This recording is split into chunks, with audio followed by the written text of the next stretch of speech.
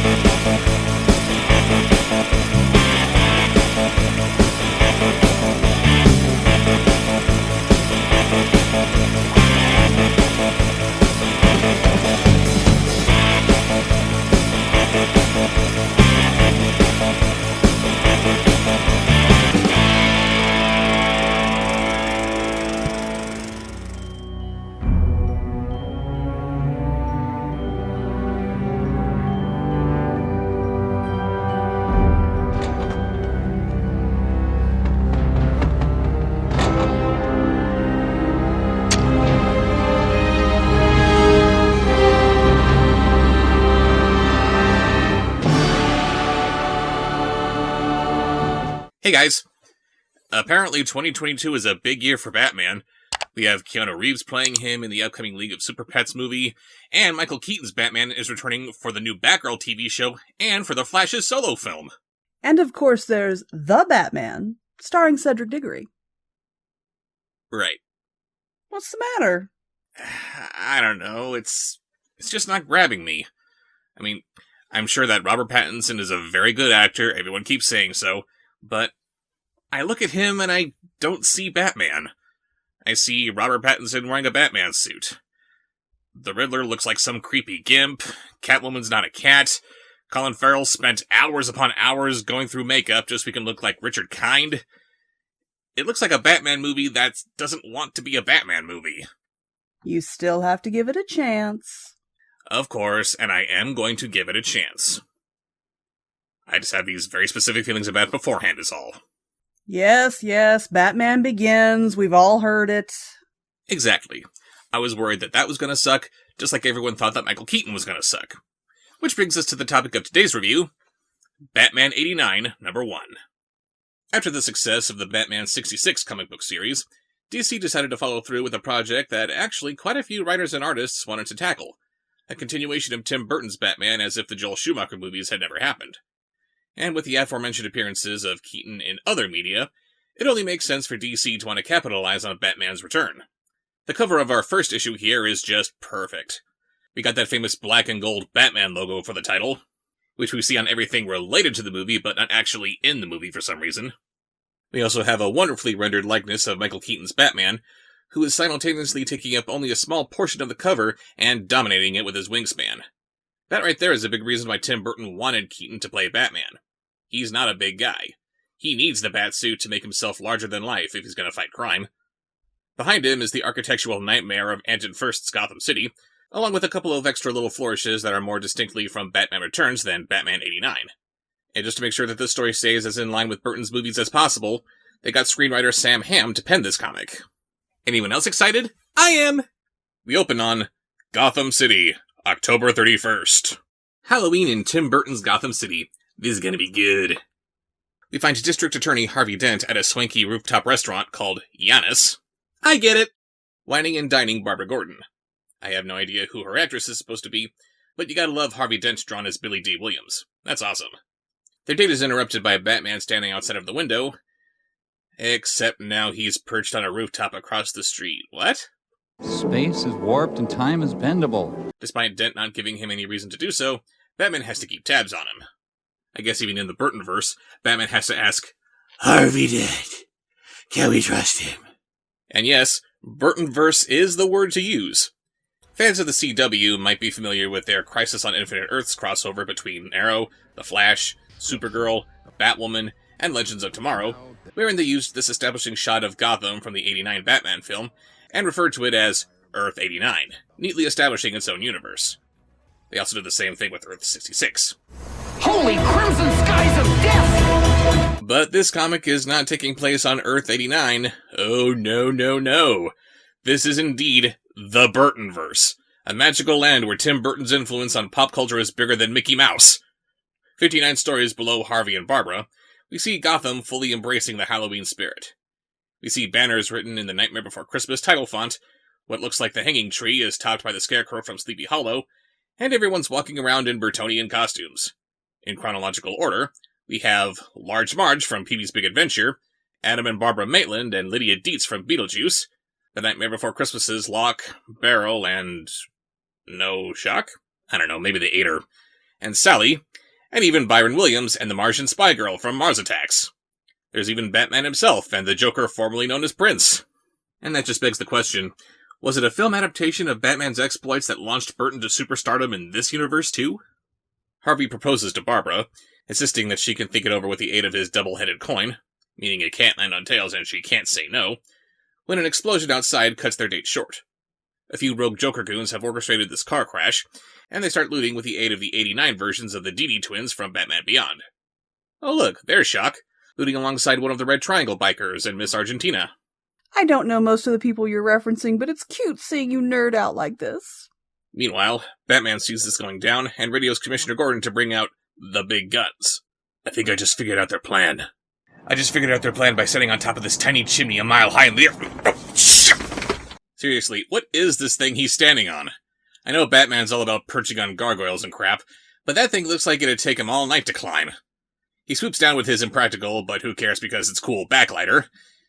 And even though these two panels have nothing to do with each other, it looks like Batman's gonna fly straight into those helicopter blades and become bat soup.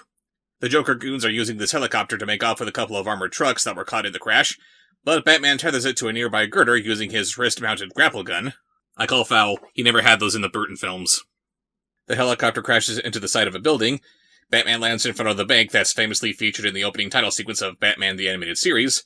The goons open fire on him, and I think the guns must be firing tiny Martians at him, since the sound effect coming from the guns is ack, ack, ack, ack. Man, that'd make for some weird sound design.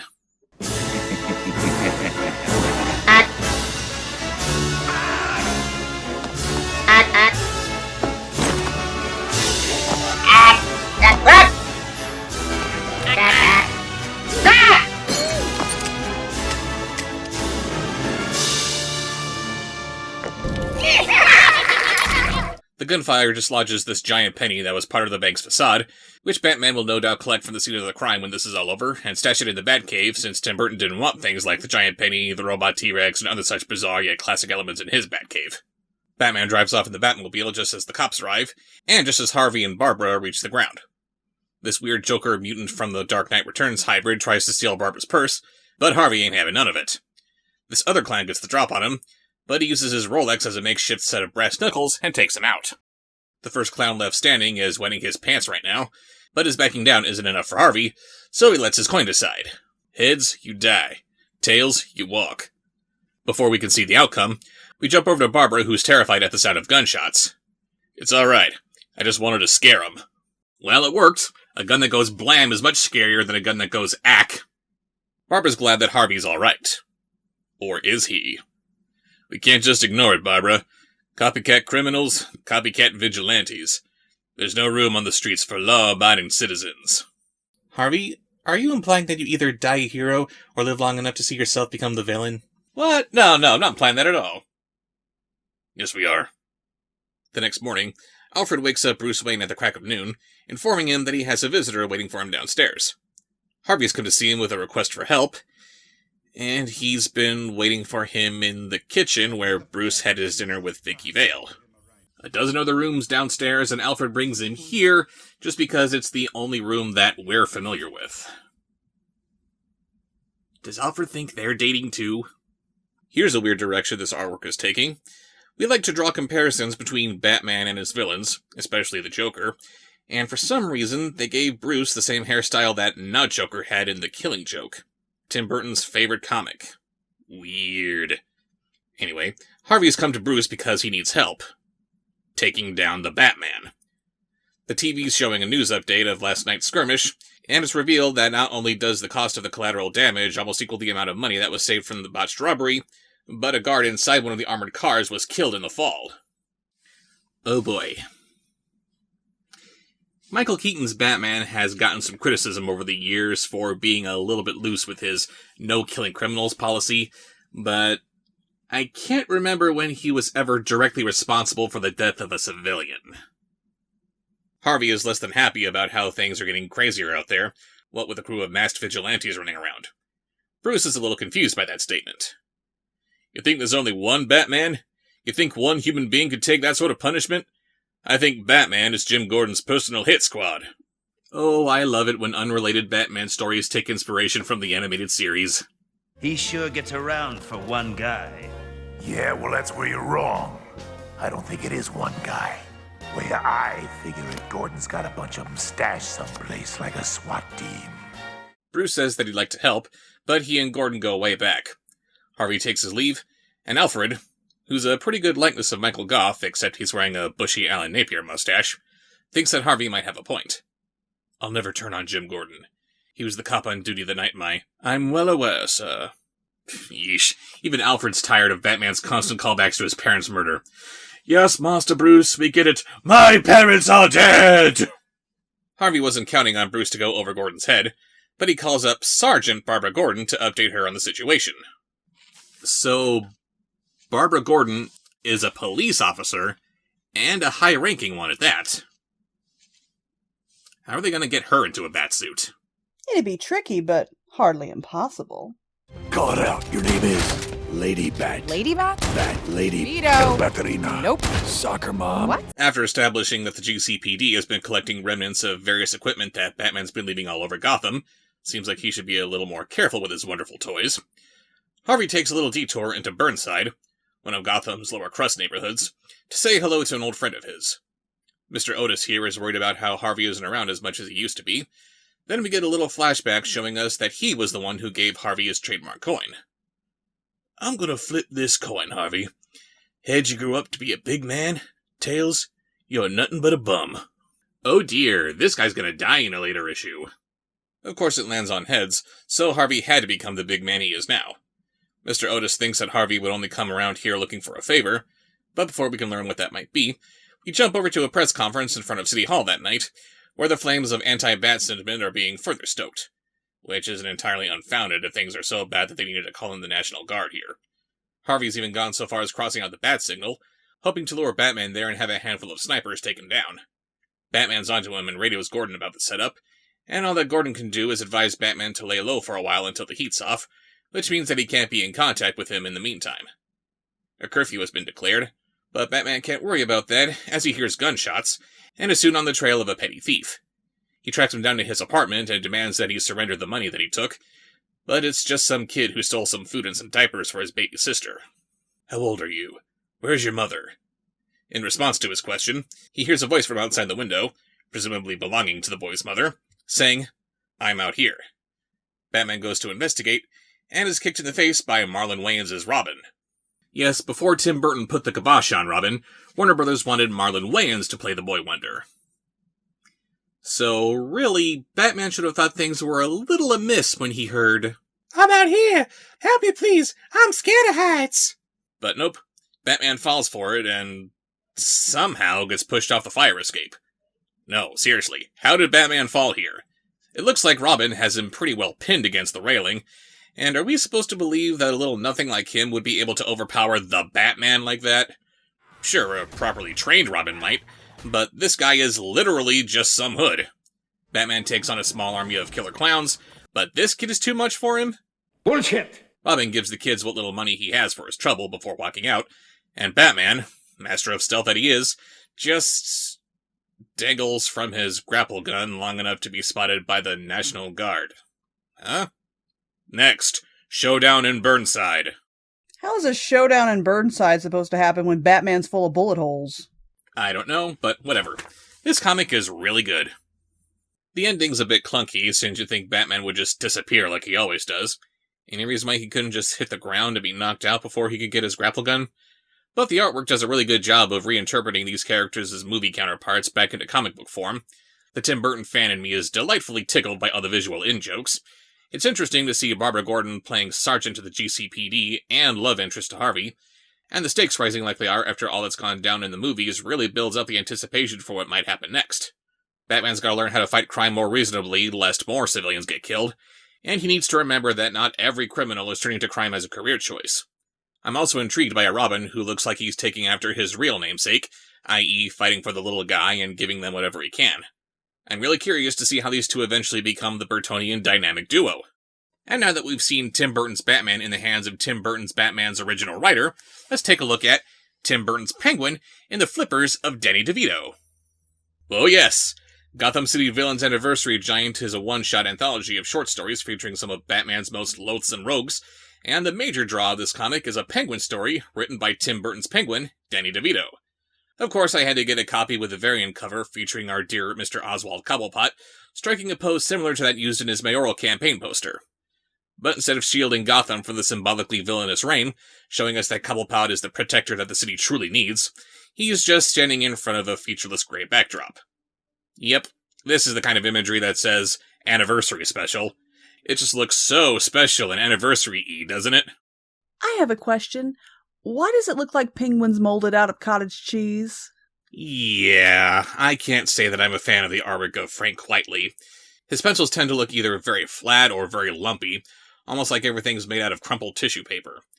And as far as recreating specific likenesses go, this just isn't very good. The eyes are beady instead of large and sunken, the shape of the nose is wrong, his teeth aren't pointy, and the texture of his skin is just blech. There's something terribly wrong when a piece of artwork makes you say, the penguin's skin should be smoother.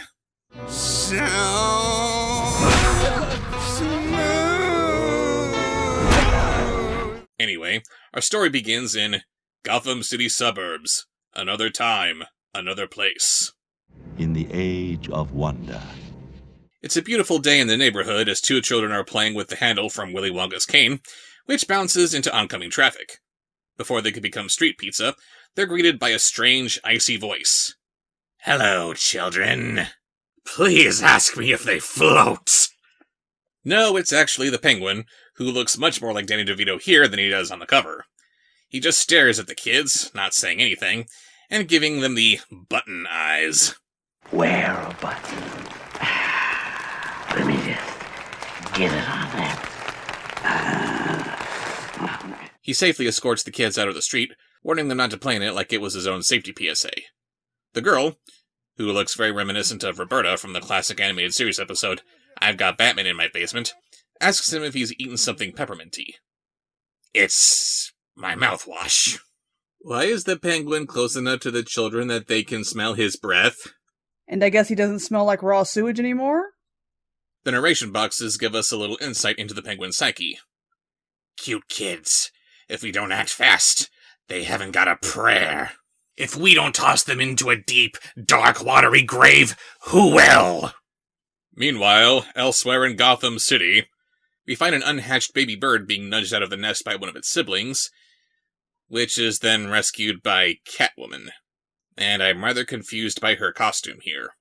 Her most recent run of comics has her wearing a costume very similar to that of Michelle Pfeiffer, but since this is a story about Danny DeVito's Penguin, why isn't this Michelle Pfeiffer's Catwoman? And over the years, Catwoman has worn some costumes that were more leggy, some of them were more boobalicious, but why is she deciding to show off her armpits here? I am Pity Kitty. Hear me roar. She helps the little hatchling back into its nest, and then we cut to some time later when she and Penguin are cuddling in bed together. Oh, hell no! Aw, hell yes! We are reading Danny DeVito's slash fiction.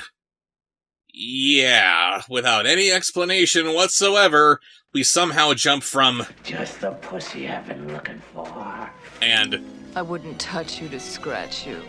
to Catwoman and Penguin being deeply in love with each other, complete with a big heart-shaped pillow for them to snuggle on.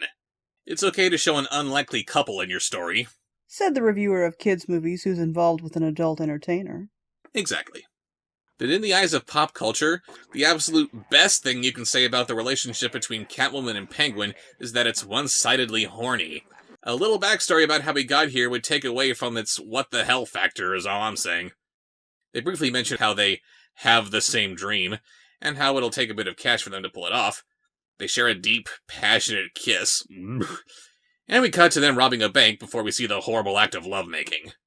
Penguin proudly proclaims, "That's how we roll!" completely unprompted. Then he fills the bank with some unspecified gas. I can't tell if these people are dead or just knocked out, so I have no way of confirming whether or not this is how the Penguin rolls. This Penguin is supposed to be a little more lethal than Burgess Meredith. And what exactly is Catwoman doing here if the plan is just break in, gas everyone, and loot? If you're Catwoman's partner in crime, wouldn't she want to utilize how stealthy she is and rob this bank when no one's looking?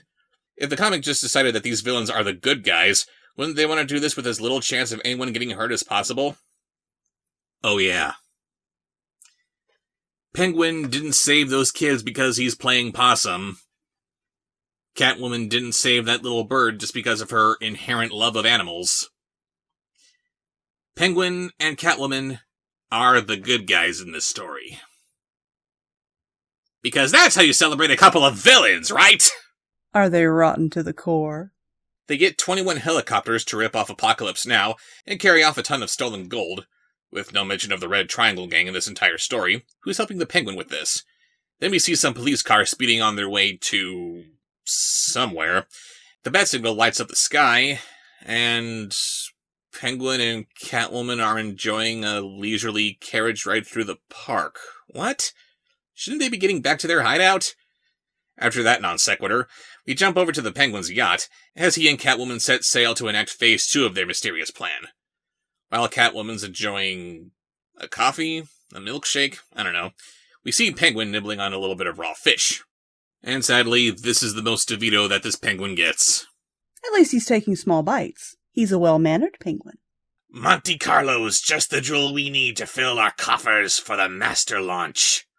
They hit up some casino in Monte Carlo, which they reached in a couple of hours from Gotham, pump it full of knockout gas, had themselves a little romantic dance.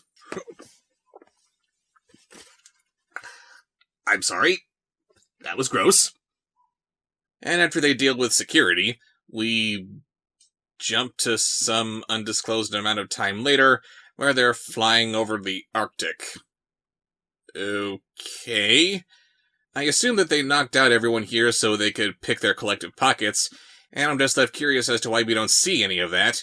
And I'm even more curious as to why they don't just rob another 21 helicopters' worth of gold if they can do that as easily as they apparently can. Why do they have to come all the way to Monte Carlo just to fill their coffers? And why do they have to take the Sky Penguin, which looks nothing like a penguin, so why even bother calling it that, into the Arctic when they could take this airborne aviary to literally anywhere else in the world? If they're just flying anywhere because they can and they want to go somewhere a little chilly, why not fly to the Antarctic, which is closer, and they can commune with real penguins? Is this the flip side of revenge? A feeling I can't explain or hide. That doesn't answer his question. After providing no explanation of what they were doing flying over the Arctic, we see a news bulletin detailing how hundreds of circus performers wearing surgical masks are responsible for the coordinated theft of 5 billion doses of vaccines. I'm sorry, but what? The Penguin is somehow commanding hundreds of circus performers, represented by this one panel showing one clown, none of whom we ever see before now, and he's leading 10 different heists all around the world at the same time so we can steal billions of vaccines? It doesn't say how many hundreds of circus performers were doing this, but let's be generous and say that the Penguin had exactly 999 of them at his disposal. That would mean that all 999 of them would have to steal 1,001,001 vaccines each. I have a hard enough time believing that Ra's al Ghul could pull off something like this, but the Penguin? He's not some international terrorist with a sprawling army at his command. He's a crime boss in one city who just wants as big a piece of the pie as he can get his grubby little mitts on. If he decides to be that much of an asshole and steal a bunch of vaccines, why wouldn't he just hit up whoever's making them in Gotham? That he might actually have a chance of pulling off. So now that he has 5 billion vaccines and is probably wanted by a dozen or so governments all over the world, what does he do? Does he hold the world for ransom and offer to sell the vaccines back to them at a ridiculous price? Does he destroy them all and force the world to start over from scratch, allowing even more people to die? Nope. That doesn't happen because the Penguin and Catwoman are the good guys, remember? Here's what they do. They redistribute the vaccines all over the world. I'm not kidding. Remember all those helicopters he apparently has? The Penguin uses them to drop the vaccines off at the highest mountain peaks all over the world, and the wind currents somehow carry them all across the world, vaccinating the entire human population. 1. Vaccines don't work that way! 2. They never say what these vaccines are for, but with billions of them being made all over the world, the widespread panic that their theft is causing, and how this comic was published in 2021, I think we're supposed to assume that they're for some variation of COVID. Wouldn't it make more sense for him to only target those who haven't been vaccinated yet? 3. If we're to believe that the Penguin is really acting out of some sense of altruism, which he is, why does he come on TV after the mass vaccination to warn the world to try not to steal the vaccines back from him, but anyone who wants to help him distribute the vaccines is perfectly welcome to do so? What is the point in volunteering to administer the vaccines if everyone's already vaccinated? Who the hell is Oswald frickin' Cobblepot that he can offer a turning point to live in an honest, true, and caring life to any criminal who decides to join in on the vaccinating fun? Why does he look so angry and threatening as he's delivering his message of how he's trying to save the world? Did Danny DeVito just forget about how the Penguin is supposed to know how to work a crowd? Hell, even after he tried to kill a bunch of kids and destroy a substantial chunk of Gotham City, we're still crying for him even when he doesn't have a crowd to play to. Naturally, everybody is waiting for the other shoe to drop and Penguin to reveal why he's really doing this, except for that one little girl from the beginning of the story. The bird and the cat are in love, silly.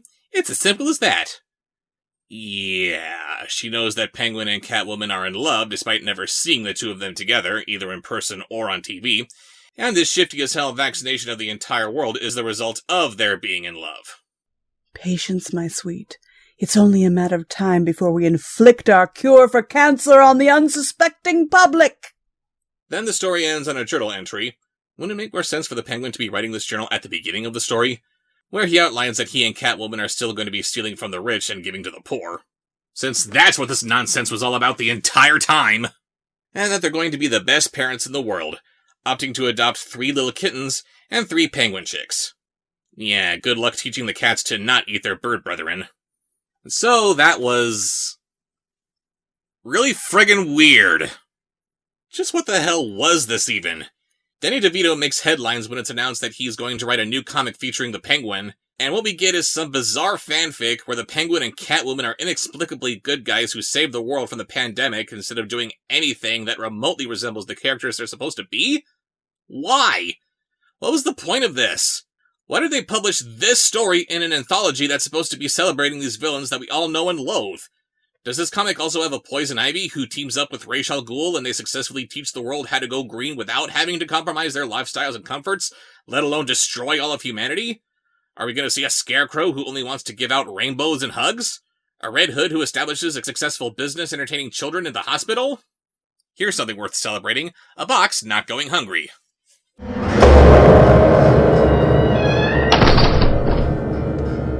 See you next time. Same Batmonth time, same Batmonth channel.